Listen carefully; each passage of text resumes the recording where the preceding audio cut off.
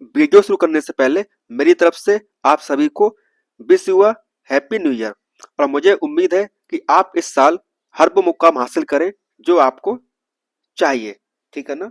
और अगर आप इस वीडियो पर क्लिक किए हुए हैं तो मैं आपको रिक्वेस्ट करूंगा कि इस वीडियो को आप पूरा देखें, क्योंकि इस वीडियो में आपको वो बताना चाहूंगा जो शायद ही कोई आपको बताएगा, ठीक है ना। चलिए फिर, तो सबसे पहले हम आपको बात करते हैं कि न्यू ईयर 2026 का आपका रेजोल्यूशंस आपका क्या क्या होना चाहिए, है ना। अगर आप एक गवर्नमेंट एग्जाम की प्रिपरेशन कर रहे हैं, ठीक है ना, और आपको एक सरकारी नौकरी चाहिए, तो क्या क्या पॉइंट्स आपको अपने दिमाग में रखना चाहिए जिससे कि जिससे कि इस साल आपको एक सरकारी नौकरी मिल जाए, ठीक है ना बेटा। चलो फिर आगे बढ़ते हैं। सबसे पहला पॉइंट आपका ये है, देखिए, अ न्यू ईयर, ठीक है ना। अब जब नया साल आता है तो आपको एक नई अपॉर्चुनिटी लेके आता है बेटा। क्या लेके आता है आपको? एक नई उम्मीद लेके आता है आपके लिए, है ना, कि आपको नया टास्क देता है ना। जैसे वो कहते हैं ना कि आपके पास में कॉपी है और हर एक नई साल पे आपको एक नई कॉपी मिलती है कि इस साल की कॉपी आपकी ये है और इस साल जो भी आप करेंगे, है ना, इसका अंत में आपको उसी का फल मिलेगा आगे आपको जाकर, ठीक है ना। उसी प्रकार से क्या होता है कि जो नया साल होता है वो आपके लिए नई अपॉर्चुनिटी होगी होती बेटा, ठीक है ना। The arrival of a new year present the perfect chance for the government exam aspirant to reflect on their goals। क्या बात बोली बेटा यहाँ पर? यहाँ बोला गया reflect on their goals। अपने गोल्स के प्रति जो चीजें होनी चाहिए वो आप करेंगे ना, है ना, ठीक है ना। तो तब क्या मिलेगी आपको? तब मिलेगी आपको एक सरकारी नौकरी। बात समझ में आई? इतना आसान नहीं होता बेटा सरकारी नौकरी आपको मिले, लेकिन अगर आप काम करेंगे ईमानदारी से तो नो डाउट एक दिन आपको वो मुकाम भी, बोले तो आपको सरकारी नौकरी भी आपको एक दिन मिल जाएगी। तो देखिए, सबसे पहला पॉइंट आपका है माइंडसेट और आपका मोटिवेशन। क्या बेटा? आपका माइंडसेट आपको कैसा होना चाहिए और आपको हमेशा ही क्या होना चाहिए? आपको मोटिवेट रहना चाहिए आपको, ठीक है ना। अब देखो, पहले सबसे पहले हम बात करते हैं पॉजिटिव माइंडसेट की। किसकी बात करते हैं बेटा? आपकी। तो ये बात है आपकी पॉजिटिव माइंडसेट की आपकी, है ना। अगर आपका जो माइंड है, दिमाग है आपका, ब्रेन है आपका, है ना, वो हमेशा पॉजिटिव रहेगा। जिस तरह अगर आपको मतलब आपने मैराथन खेली होगी या मैराथन आपने दौड़ लगाई होगी, है ना, इतना आसान तो होता नहीं है। हर समय उसमें नए नए हाइलाइट्स आपके आते हैं। उसी प्रकार से जो आपकी साल होगी, 365 डेज होंगे आपके, हर दिन आपका एक जैसा नहीं होगा, है ना। कभी आपको अच्छा दिन होगा जाएगा आपका, तो कभी आपका दिन बुरा जाएगा। लेकिन हर अच्छे या बुरे दिन के बाद भी आपको अपना जो माइंडसेट है वो आपको क्या करना चाहिए बेटा? आपको वो आपको पॉजिटिव रखना चाहिए, ठीक है ना। कैसे बेटा? पॉजिटिव आपका माइंडसेट, ठीक है ना। आपको अपना जो माइंडसेट है हमेशा ही हमेशा पॉजिटिव रखना चाहिए। चाहे मतलब चाहिए कितने भी आपके निगेटिव हो, आपके विरोध में हो, है ना, कि तुमसे ना हो पाएगा बेटा, तुम ना कर पाओगे, हैं, तुम हो क्या। लेकिन अपने अंदर इतनी आग रखिए कि हाँ, एक दिन मैं ये करके दिखाऊंगा, चाहे कुछ भी हो जाए, ठीक है ना। क्योंकि जब तक आप खुद पर बिलीव नहीं करेंगे, जब तक आप खुद पर बिलीव नहीं करेंगे बेटा इस प्रकार से, तब तक चीजें इतनी आसानी से तो हो नहीं पाएंगी, है ना। क्योंकि ये बात आप जानते हो कि आप में कितना पोटेंशियल है ना। क्योंकि ये बात आप जानते हैं बेटा कि आप में कितना पोटेंशियल है, आप में कितनी आग है ना। क्योंकि अगर आग ना होती तो जहां तक आप अभी पहुंचे हो वहां तक हर कोई नहीं पहुंच पाता, है ना। तो बिलीविंग इन योर सेल्फ, अगर आप खुद पर बिलीव करेंगे, है ना, कि हाँ, I can do it any how, मैं कर सकता हूं चाहे कुछ भी हो जाए, सिचुएशन कैसी भी हो, है ना, मुझे करना है तो करना ही है। ये जो दो पॉइंट बेटा बताए मैंने आपको, एक तो आपका पॉजिटिव माइंडसेट और दूसरा आपका बिलीविंग इन योर सेल्फ, ये आप हमेशा चाहे तो आप जहां बैठते हैं वहां पर लिख के रख लीजिए, है ना, या दीवार पर चिपका लीजिए कि इस साल मैं, जो मेरा जो माइंड है वो हमेशा पॉजिटिव रहेगा और मैं खुद पर बिलीव करूंगा, है ना। और जो गलतियां मैं लास्ट ईयर की हुई हैं वो गलतियां मैं यहाँ पर नहीं दोहराऊंगा। ठीक है ना। तो ये आपके 2 पॉइंट हो गए। आगे देखो, जैसे यहाँ पर मैं आपको एक बेस्ट एग्जांपल दे रहा हूँ। देखिए, स्टीव जॉब्स का है आपका, क्या कहते हैं ये, तो ये कहते हैं आपका, the only way the only way to do great works is to love what you do.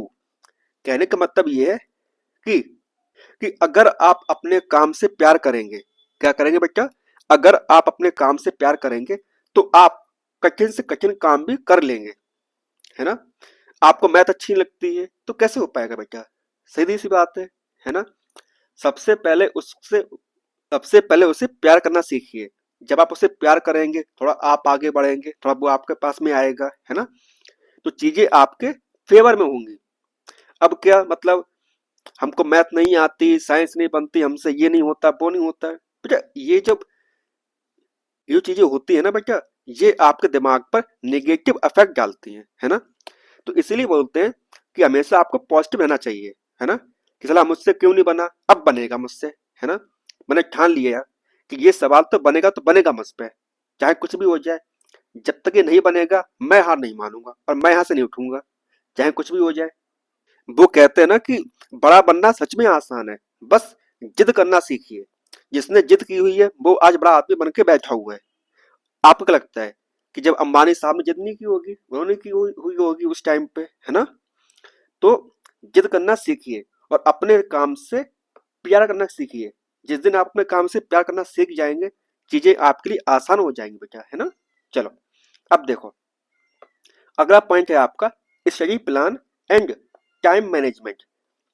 अपना जो प्लान है पढ़ाई का बेटा, वो इस प्रकार से रखें कि चीजें आपकी लिए आसान हो। अब ऐसा ना हो कि हम कल से 15 घंटे पढ़ लेंगे। अब भैया आपने आज तक 4 घंटे पढ़ाई नहीं की है, तो आपको लगता है कि आप नेक्स्ट डे से आप 15 घंटे पढ़ लेंगे। यानी कि आप अपना टाइम टेबल ऐसे बनाएं जो करने में आसान हो, है ना, रियलिस्टिक हो। कैसा हो बेटा, रियल में जो फॉलो हो पाए वैसा होना चाहिए। अब ऐसा नहीं होना चाहिए कि मतलब मैंने तो ठान लिया है 2 दिन बाद बीमार पड़ गए, हॉस्पिटल पहुंच गए। ऐसा नहीं होना चाहिए, है ना। देखो, अफेक्टिव स्टडी प्लान, सबसे पहले हम बात करें तो creating a detail time table. आप इस प्रकार से टाइम टेबल बनाएं कि पूरी साल का आपका प्रॉपर होना चाहिए कि इस टाइम पे ये करेंगे, उस टाइम वो करेंगे। जैसे होता है नहीं, शादी में होता है कि इस टाइम पे आपकी बारात आएगी, है ना, उसके बाद ये काम होगा, फिर ये होगा, फिर आखिर में फेरे होंगे, है ना, उसके बाद मतलब विदाई हो जाएगी। तो उस प्रकार चीजें आपकी होनी चाहिए, है ना। एक प्रॉपर आपका टाइम टेबल होना चाहिए जो सिर्फ खुद को पता हो, ऐसा ना हो किसी और को पता हो। कि वो कहते हैं ना कि आपका पड़ोसी ही नहीं चाहता कि आप सफल हो। अगर आपने बता दिया उसको कि हाँ भाई ये टाइम मेरा पढ़ने का है, तो अक्सर क्या होगा, वो आपको उसी टाइम पे कॉल लगाएगा जब आपका टाइम पढ़ाई करने का होगा। बात समझ में आई। अब देखिए, नेक्स्ट पॉइंट बेटा आपका क्या है, तो अगला पॉइंट है प्रायोरिटाइजिंग वीक एरियाज। आप उन एरियाज को प्रायोरिटाइज करें जो आपके कमजोर हैं, है ना। अब ऐसा नहीं कि जो चीज आपकी कमजोर है उसे छोड़ दिया जाए, क्योंकि ये जो समय चल रहा है वो समय है कॉम्पिटिटिव एग्जाम का। और जो ये कॉम्पिटिटिव एग्जाम्स होते हैं बेटा आपके, इसमें आप कोई चीज छोड़ के जाएं, इसका मतलब है कि आप युद्ध में अपना एक हथियार लेके नहीं जा रहे हैं। और जिस दिन आप हथियार लेके नहीं जाओगे, क्या पता युद्ध में सबसे पहले उसी की आपको आवश्यकता पड़ गई। इसलिए बोलते बेटा सब कीजिए, है ना। क्या कीजिए, सब कीजिए, जितना हो सकता है उतना कीजिए, अपना बेस्ट दीजिए, है ना। क्योंकि जिस दिन आप रात में सीधे सामने आप मुंह देखने जाएं, तो आपको ये फील हो कि हाँ आज मैंने कुछ उखाड़ा है। मुझे पता कि इस वीडियो में मैं कुछ ऐसे शब्द का इस्तेमाल करूंगा जो एक टीचर होने के नाते नहीं बोलना चाहिए, लेकिन क्या करें बेटा, अब आप जागते तो हो नहीं, सोई हो हनुमान जी हो। तो आपको जगाने के लिए मुझे कुछ ना कुछ ऐसा बोलना पड़ता है कि हाँ बेटा अब तो जाग जाओ, शर्म कर लो, है हो गई आपकी 4-5 साल बर्बाद। इतने सालों में तो सरकार बदल जाती है और आप कहाँ हो, जहां थे वहीं पे आज भी आप हो। तो सरकार बदलने के लिए या खुद को बदलने के लिए कि खुद पे काम करना पड़ेगा। याद रखिएगा, लाइफ आसान नहीं है, बनानी पड़ेगी आपको किसी भी कीमत पर। चलो, अब देखो, टाइम मैनेजमेंट स्ट्रेटेजीज, यानी कि आप किस प्रकार से अपना टाइम मैनेज कर पाओगे। देखिए, सबसे पहला पॉइंट है dedicating fixed hour for study. अगर आपने सोच लिया है कि इस घंटे इस समय पर मैं पढ़ाई करूंगा, तो चाहे भूकंप आ जाए वहां से उठना नहीं है सर। बात समझ में आई? यानी कि अब कुछ लोग कहते हैं कि मतलब मैं तो मतलब कभी उठ के पढ़ लेता हूँ, कभी उठ के सो जाता हूँ। बेटा ऐसा होता नहीं जीवन में। बात समझ में आई? आपने कभी देखा जो आर्मी मैन होते हैं? अब एक पॉडकास्ट हुआ था, मतलब हाँ मैं देख रहा था, मतलब सर ये बोल रहे थे कि एक आर्मी पर्सन को जो जवान होता है उससे बस एक चीज बचाती है युद्ध में, वो ये कि उसने रोज सुबह 4 बजे उठ के दौड़ने की प्रैक्टिस की होती है। समझ में आई बात? अगर वो प्रैक्टिस नहीं करेगा डेली, तो उसे नहीं पता कब उसका जो उसने प्रैक्टिस की है कब उसके काम में आ जाए। बात समझ में आई? तो इसीलिए एक फिक्स टाइम टेबल बनाइए, है ना, और फिक्स कीजिए कि इस घंटे आप पढ़ेंगे चाहे कुछ भी हो जाए। बात समझ में आई? अब देखिए, नेक्स्ट पॉइंट बेटा आपका है अवॉइडिंग प्रोक्रेस्टिनेशन एंड डिस्ट्रैक्शंस। आपके जो प्रोक्रेस्टिनेशंस हैं, है ना, और जो आपके डिस्ट्रैक्शंस हैं, उनको आप अवॉइड कीजिए। स्पेशली जो आपका फोन है ना, आपके जितने भी आपके डिजिटल डिजिटल गैजेट्स आपके हैं, उनको थोड़ा सा दूर रखिए जब आप पढ़ाई करें। मुझे पता है कि आप लोग ऑनलाइन क्लास लेते हो, लेकिन उसमें भी कुछ फीचर्स ऐसे होते हैं, है ना, जिससे आप डिस्ट्रैक्शन से आप बच सकें। जैसे मैं अगर बात करूं कि अगर आप क्लास चलाते हो, है ना, मैं लाइव की बात नहीं कर रहा, मैं मतलब जो क्लास वीडियो आपको पढ़ जाती है उसके बाद की बात कर रहा हूँ। आप लाइव आप क्लास लेंगे जाके, है ना, तो वहां पर एड्स आएंगे। बात समझ में आई? तो क्या करो, उसको कर लो डाउनलोड। आपने डाउनलोड कर लिया, उसके बाद आराम से इंटरनेट को ऑफ कर दे, बंद कर दे, फिर क्लास लें सुकून से। ना कोई नोटिफिकेशन, ना कोई एड, सिंपल सी आपकी क्लास स्मूथली चली जा रही है। बात समझ में आई? कुछ तरीके होते बेटा जो आपको खुद ही इजाद करने पड़ेंगे। आपने जब भी किसी टॉपर का एक वो देखा होगा, मतलब जब टॉपर बोलता है आके, तो हर टॉपर का कुछ ना कुछ अलग एक यूनिक होता है ना, जो उसने खुद बनाया होता है। तो इसीलिए बोलता हूँ कुछ चीजें ऐसी होती हैं जो हर किसी के लिए नहीं, बस अपने लिए जरूरी होती है। तो वो कुछ चीजें अपने लिए भी कीजिए बेटा, है ना। अगला पॉइंट है ट्रैकिंग प्रोग्रेस इफेक्टिवली, यानी कि जो आज किया उसका हिसाब लगाइए, है ना। क्या कीजिए, उसका हिसाब लगाइए। अब ऐसा नहीं कि मतलब आज मैं 2 घंटे पढ़ लिया, अब बाकी तो हम कल कर लेंगे, कहाँ दिक्कत है? आज घूम लिए, देखे जाके मूवी जाके, आज में फोन चला लिया, देख ली हमने रील्स काफी सारी। तो ऐसा नहीं करना है। एक प्रॉपर डायरी लेके आइए, मार्केट में मिल जाती है 100-200 रुपए की, जो भी आपकी मतलब आपके यहाँ जो सही मिल जाए आपकी डायरी लेके आइए, बाकायदा हिसाब लगाइए, है ना। क्या कीजिए बेटा, हिसाब लगाइए, ठीक है ना। तो ये आपके 3 पॉइंट्स हो गए आपके, किस प्रकार से आप टाइम मैनेज करेंगे। उसके बाद में organising your study schedule effectively, और जो भी आपने स्केड्यूल बनाया अपने पढ़ाई का, उसको इफेक्टिवली ऑर्गेनाइज कीजिए। किस समय पे आप क्या करना है ना, किस समय पे आपको हगना है या कैसा आप मूतना, ये नहीं लिखना उस पे, ये नहीं लिखना है आपको उस पे। बात समझ में आई? ये लिखना है कि बस एक ये स्केड्यूल है आपका, ये स्लॉट है आपका, ये स्लॉट है, ये स्लॉट है। दिन के आप कम से कम 4 स्लॉट बनाइए, है ना। क्या करना है बेटा, आपको कम से कम आपको 4 स्लॉट बनाने हैं, सुबह का, दोपहर का, शाम का और रात का, ठीक है ना। उसके हिसाब से आप ये कीजिए कि मतलब हाँ ये मुझे काम करना है, क्योंकि मुझे पता है कि आप मशीन तो हो नहीं भाई, आप भी तो इंसान ही हो। अगर आपने सोचा कि मैं 5 बजे पढ़ाई करूंगा, तो समटाइम्स ऐसा होता है कि आप 5 बजे कहीं और बिजी होते हो, है ना। तो ऐसा मत कीजिए, अपना स्लॉट बनाइए। बात समझ में आई? एक फिक्स मत कीजिए वो चीज की हाँ मुझे 5 बजे करना है तो करना ही है। अगर आपने स्लॉट बनाया होगा तो आप उस टाइम पे आके पढ़ाई कर लेंगे। अगर आपने टाइम फिक्स किया होगा तो क्या होगा बताइए, अगर आप उस टाइम पे नहीं आए, वहां पे नहीं पहुंचे, तो आप करेंगे पैनिक। और जब आपने पैनिक किया तो चीजें आपकी और भी ज्यादा खराब होंगी। बात समझ में आई? चलो अब देखो, जो कोई नहीं बोलता है वो मैं बोलता हूँ, हेल्थ इज वेल्थ, ठीक है ना? इसीलिए जितना हो सके उतना खाइए, डेली एक्सरसाइज कीजिए, है ना? अब ये नहीं कि मतलब सुबह के हमने आधा घंटा 1 घंटा खुद की बॉडी को दे दिया तो बर्बाद चला गया। वो भी आपके लिए जरूरी है। जब आपकी बॉडी का ब्लड सर्कुलेशन होगा, आपके दिमाग पर खून पहुंचेगा, तो आपके अंदर नए नए विचार आएंगे, है ना? आपकी बॉडी अच्छा फील करेगी, आपके हार्मोन्स भी अच्छा अच्छा रिलीज होगा आपका, है ना? आप तो पढ़ते ही बायो में, जो मैं पढ़ाता हूँ आपको। तो इसीलिए डेली एक्सरसाइज भी आपकी जरूरी है, याद रखिएगा। चाहे कुछ भी हो जाए, एक्सरसाइज आपको करनी ही करनी है। देखो, अब उसमें आप क्या कर सकते हो? सबसे पहला पॉइंट है आपका बैलेंस डाइट। जो आप भोजन खाएं वो प्रॉपर बैलेंस होना चाहिए।